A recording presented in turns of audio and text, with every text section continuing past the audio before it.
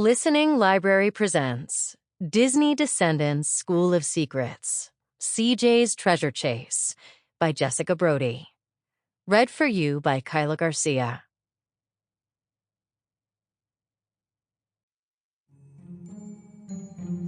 Marooned. The girl was a child of the Isle of the Lost. You know the one. Just off the coast of the United States of Auradon. The Isle was home to every evil villain and sidekick who had ever plotted, cursed, cheated, plundered, or wreaked havoc.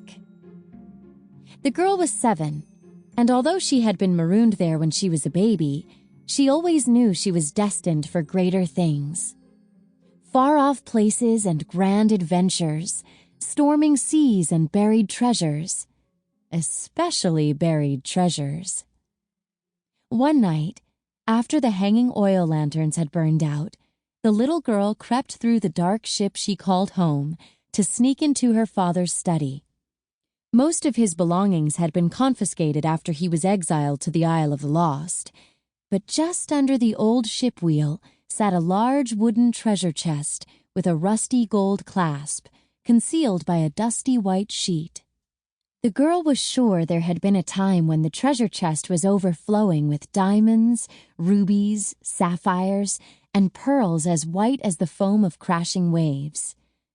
Now the wood was old, peeling, splintered. The hinges creaked when she lifted the lid.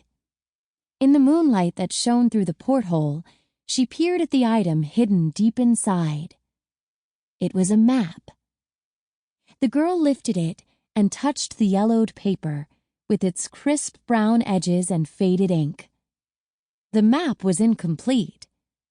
The finely drawn details started at the bottom left corner of the aged paper, depicting a compass, waves of an ocean, a forgotten island, and the beginnings of a dotted trail. Then, the map just stopped.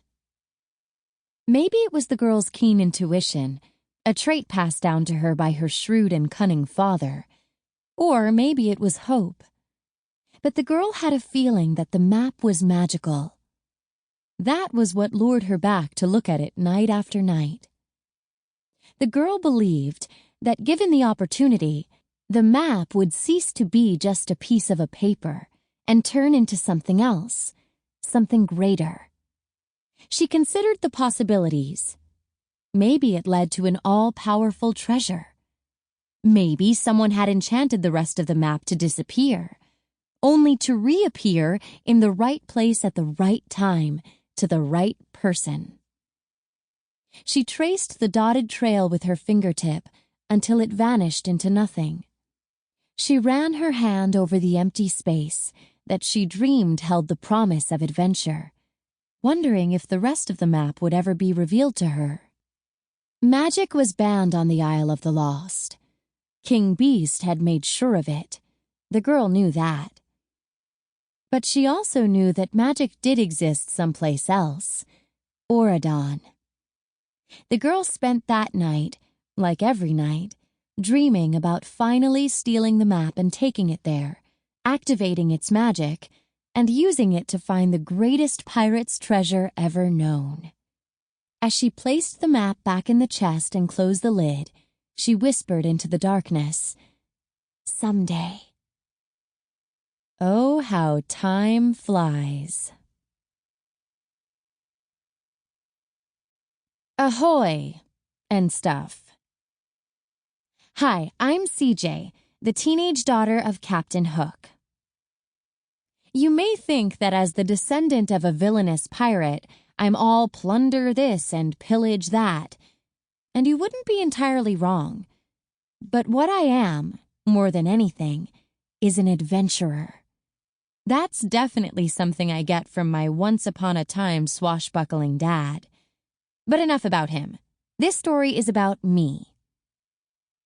The problem is, it's pretty hard to have an adventure when you're trapped on the Isle of the Lost with no way out. And for a while there, I was convinced that I was as stuck as a barnacle on a boat. But then something unexpected happened. I was magically transported to Auradon Prep through Jordan's genie lamp. I won't get into all the details. Blah, blah, blah, magic lamp, 3 wishes, whatever. One minute I was hanging out on the Isle of the Lost with my best friend Freddie, minding my own business, and the next minute Freddie and I both disappeared in a puff of pink smoke and were magically transported to Auradon Prep. As soon as we got there, I hid. Freddie, on the other hand, was more than happy to make her presence known. Freddie, I should mention, is very persuasive, something she got from her dad, the evil and awesome Dr. Facilier. One of Freddie's secret weapons is her velvet voice, which is so smooth and mesmerizing, it gets her exactly what she wants. It's like vocal black magic. She managed to convince King Ben, the son of that beast who locked us all away on the Isle of the Lost, to let her stay at Auradon Prep as a student. She even got her own dorm room. And you know what that means, don't you? I, C.J. Hook, am now her roommate. Well, her secret stowaway roommate. But it doesn't matter. I don't plan on hanging around here for very long. I have big plans now that I'm finally in Auradon. Very big plans. Let the pirate games begin. Stowaway. So I finally got off the Isle of the Lost and into Auradon. But it turns out hiding in Freddie's room is worse than being stuffed into Davy Jones' locker. I hear that place is cramped. So why exactly are you stowing away in my room? Freddie asked CJ. They were settling into Freddie's new Auradon Prep dorm room, which fortunately had 2 beds. CJ would need a place to sleep while she enacted her big plan.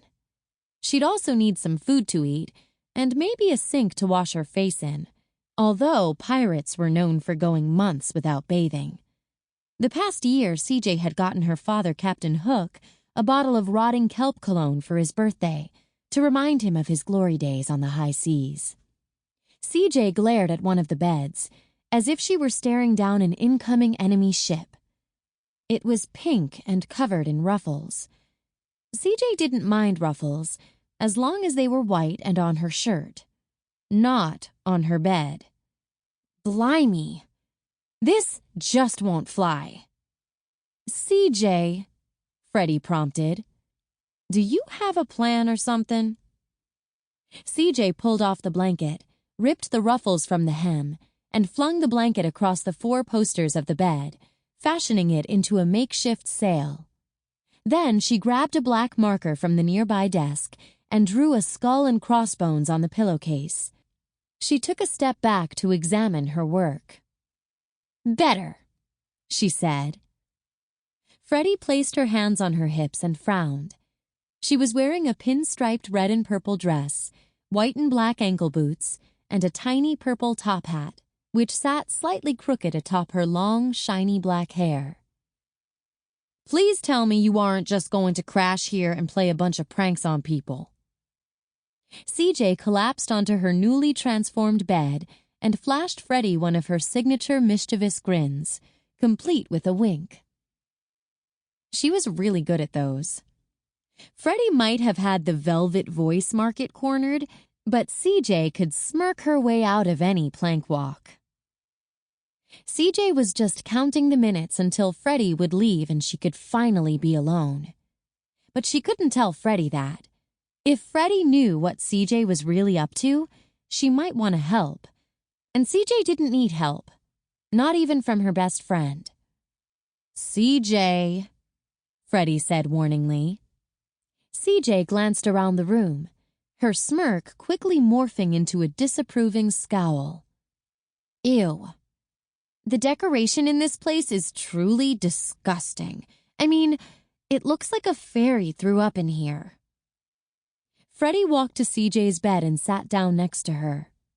Stop changing the subject. CJ yawned, kicked off her crocodile skin boots, and fell onto her back, her red pirate coat flaring out around her like wings. What was the subject again? Sample complete. Ready to continue?